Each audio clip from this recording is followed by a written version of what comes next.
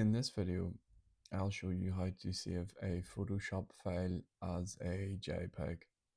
So by default, if we go to save this image, you'll notice that there is no option to save it as a JPEG, but there is some settings that you can change to enable it.